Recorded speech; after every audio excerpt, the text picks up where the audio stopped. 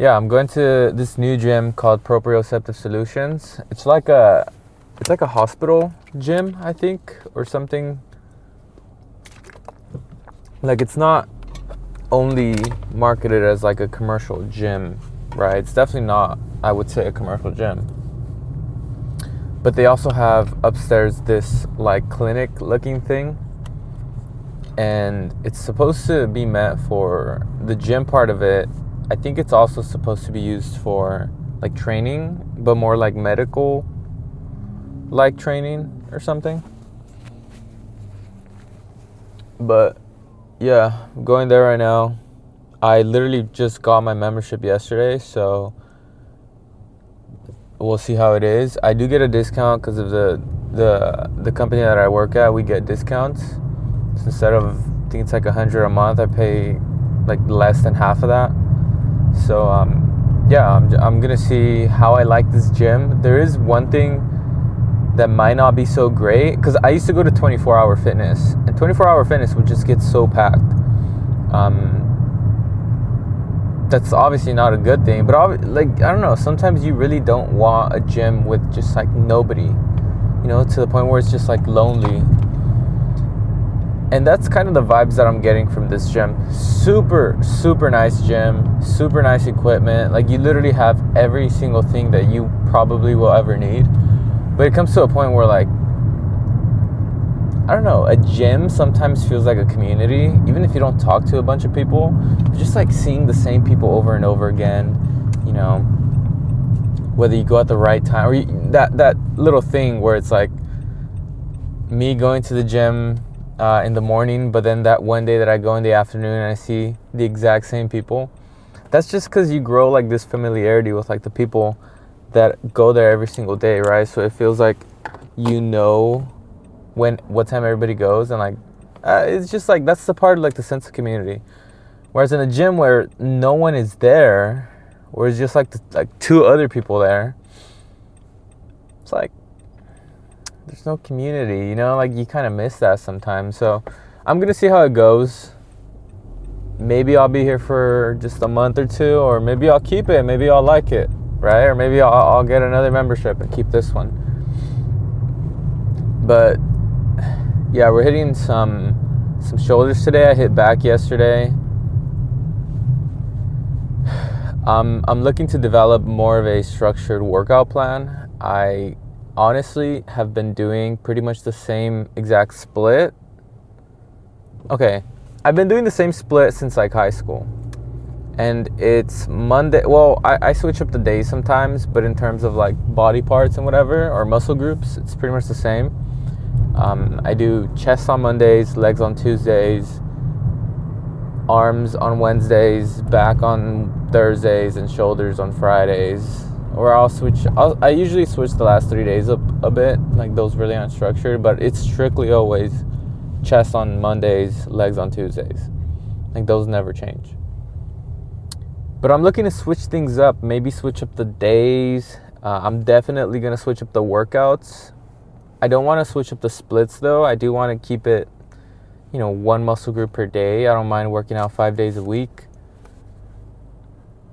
And yeah, I'm just going to develop more of a plan, a structured sort of workout plan, as opposed to just going in there and doing the same old workouts that I've always been doing.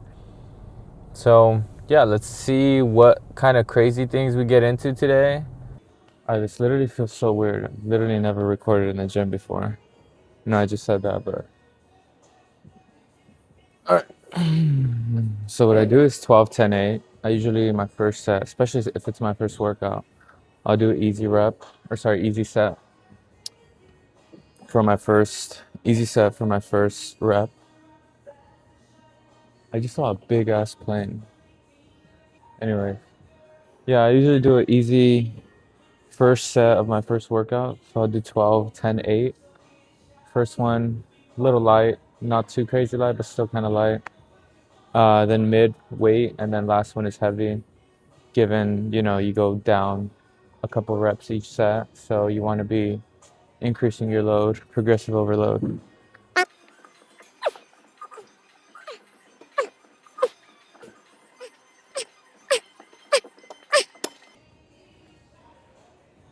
I hope this feeling of feeling fucking weird recording in a gym goes away. There's literally only 3 other people in here.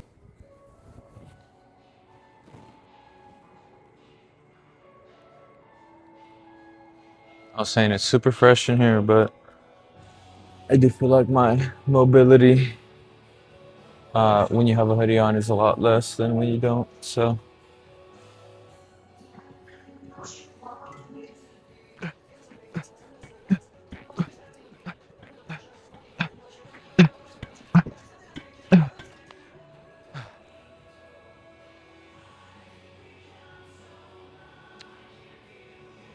gym content without trending audio. Also, my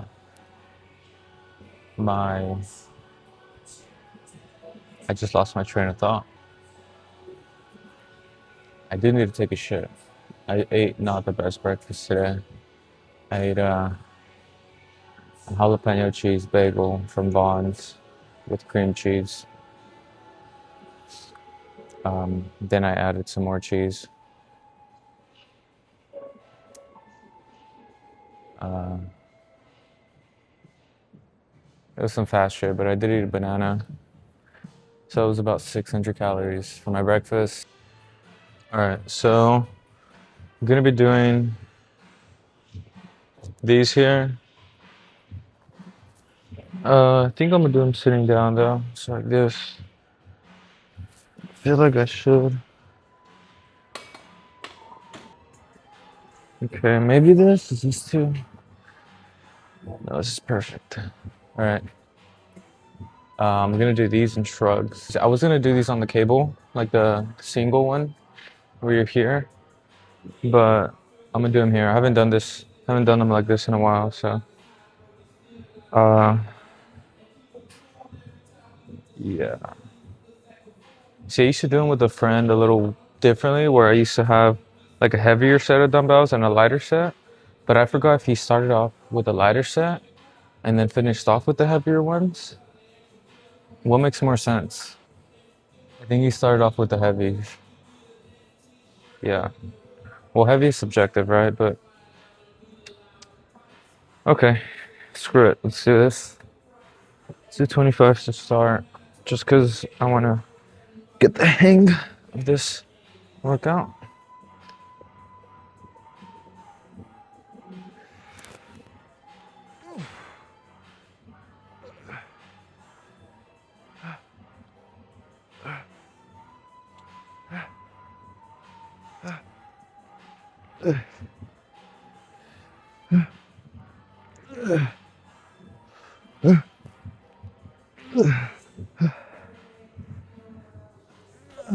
Okay. No, that wasn't too bad.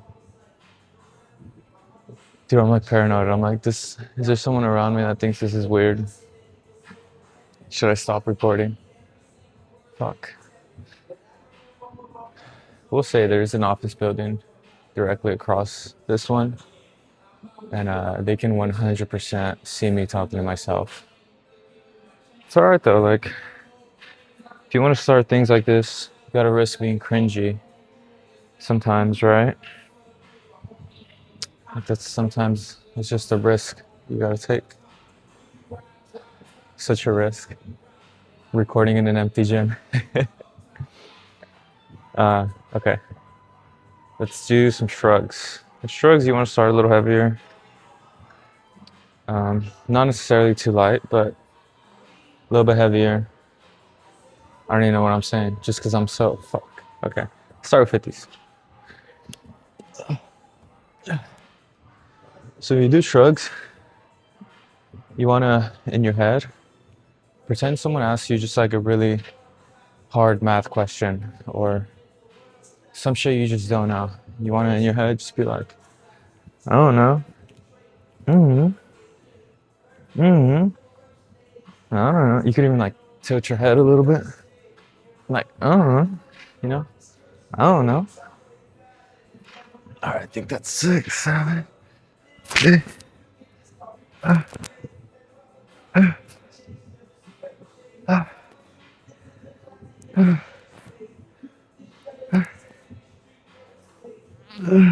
Okay. Definitely wasn't counting my reps on that one, but yeah. Okay. Dude, I need a shit. Okay, I think I'll go 30s on these.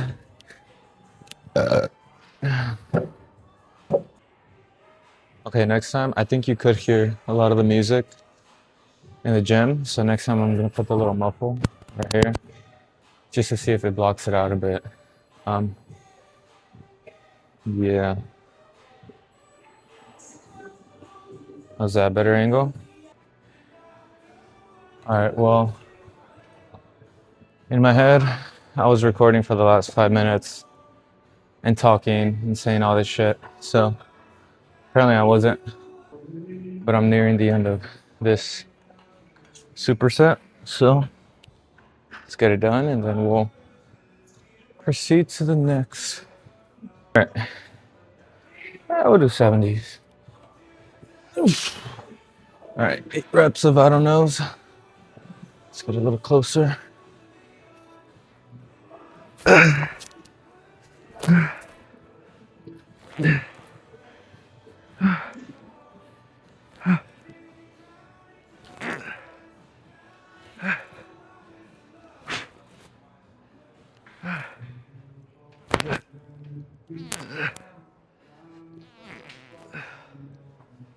Fuck.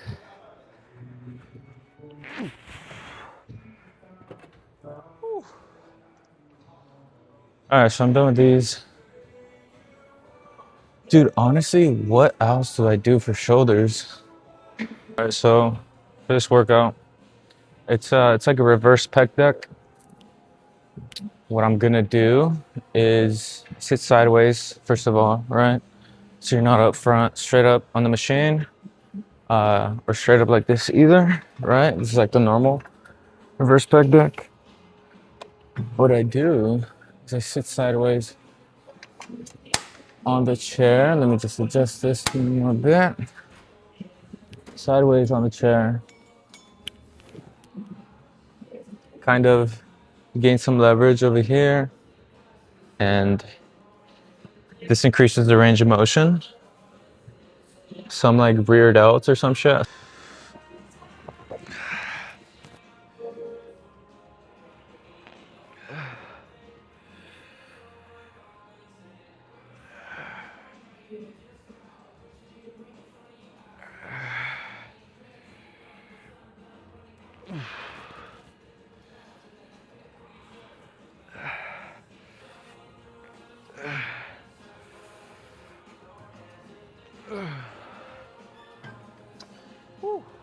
All right. See, that was good. One of the main like factors that I associate with a good workout is usually if I feel sore there the next day, or if I just feel it, even if I'm not that sore, but maybe I'm a little bit sore, and if it's somewhere that I've never been sore before, it's usually an indicator of a good workout. But like a good sore, you don't want to be in pain.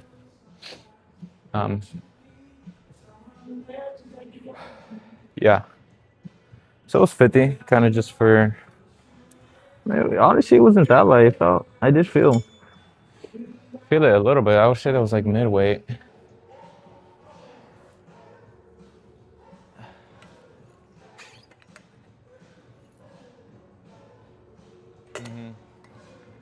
So let's do our second set.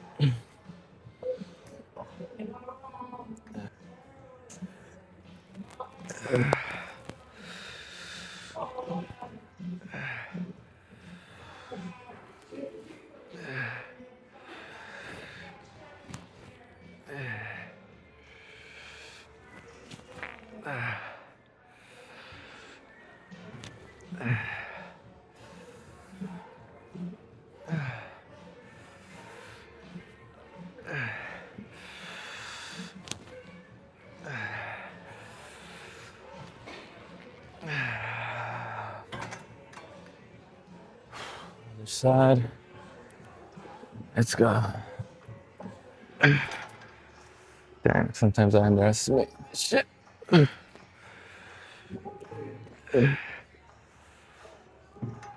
Alright,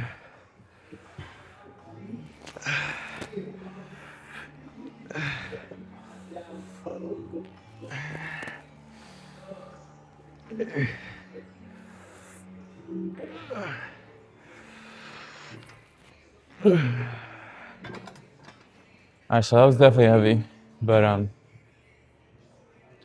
even though that was like my mid set, so if it feels too heavy, I usually when I increase the weight, I increase it by 2.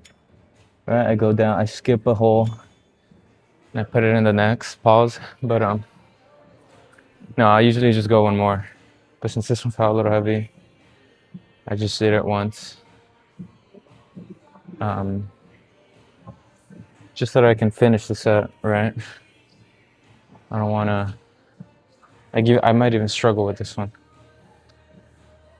But basically, at the end of every workout, you wanna. I wouldn't say go to failure, but near failure. Like, and as we work out, you'll begin to learn what that means for you.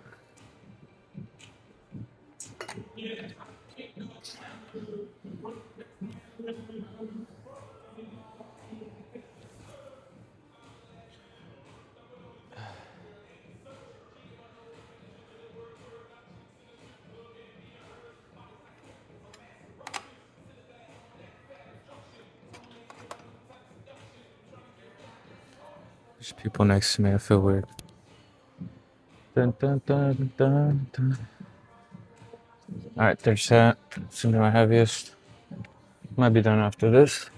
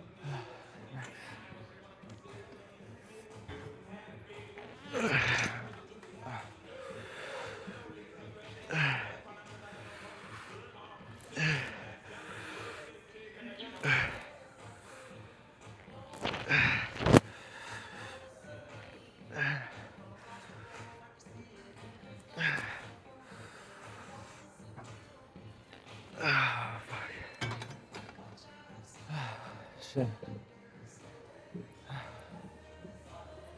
All right. I think I'm done with this. All right. Overall, good workout. I think I cut it a bit short, I think. I will say I do have to get used to recording because I feel like on edge, dude. I never thought I would be one of those people recording in the gym, which, like, no hate to those people. It's just, I'm not, like, it's never really been my thing, you know? A quick little shoulder workout. Wouldn't say it was the best workout, but it was decent. A decent short workout is what it was. And yeah, I got it done and headed home now. I don't know what I'm gonna eat. But yeah, I've been kind of locked in the gym and recently on my diet. More so like after my marathon. After my marathon, I'm not gonna lie, I slacked off for months, dude. Like, my marathon was June 1st. I slacked the F off for month at like June 2nd. I'm talking, dude. June 1st, 26.2 miles. June 2nd, 0 miles. June 2nd through September 26th, at most I ran like 15, 20 miles, maybe. That's like optimistic, maybe like half of that.